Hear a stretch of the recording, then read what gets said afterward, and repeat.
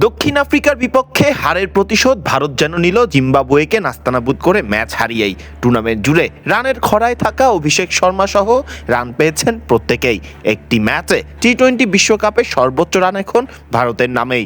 তবে প্রশ্ন থাকে, এই জয়ে কতটা সহজ হলো ভারতের সেমিফাইনালে যাওয়াটা। ভারতের চেন্নাইতে টসে জিতে ভারতকে ব্যাটিংয়ে পাঠায় জিম্বাবুয়ে। সেখানেই খুব সম্ভবত সবচাইতে বড় ভুল করে বসে সিকান্দার রাজারা। ভারতের হয়ে ব্যাট করতে নেমে দলীয় 48 রানে সঞ্জু স্যামসন সার্চ ঘরে ফিরে গেলেও পরবর্তীতে ব্যাটিং তাণ্ডব চালাতে শুরু করেন অভিষেক শর্মা, ঈশান কিষান, সূর্যকুমার যাদব এবং তিলক ভার্মা সহ হার্দিক পান্ডিয়ারা।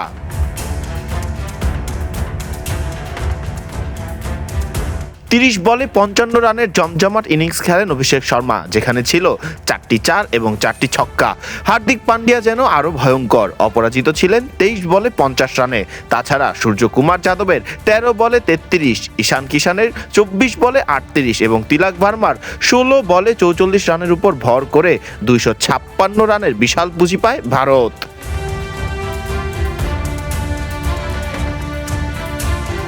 257 রানের বিশাল লক্ষ্য তাড়া করতে নেমে কম যায়নি জিম্বাবুয়েও। মাটি কামড়ে ঠিকই লড়াই করেছে ভারতের সাথে। বিশেষ করে ব্রায়ান ব্যানেট নিজের সবটা দিয়েই চেষ্টা করেছেন জিম্বাবুয়েকে জিতানোর। তবে 257 লক্ষ্যটা যে বিশাল বড় লক্ষ্য, ফলে শেষ পর্যন্ত হার নিয়েই মাঠ ছাড়তে হয়েছে জিম্বাবুয়েকে।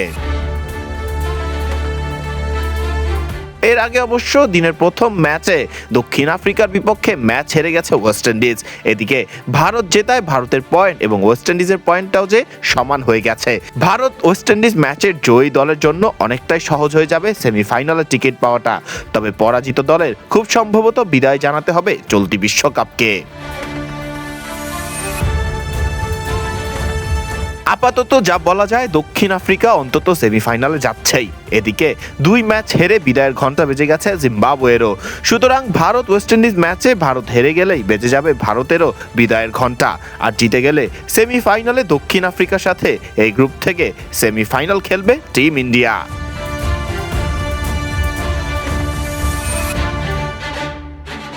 ফারদিন রহমান সহকাল, বিডি ক্রিক টাইম।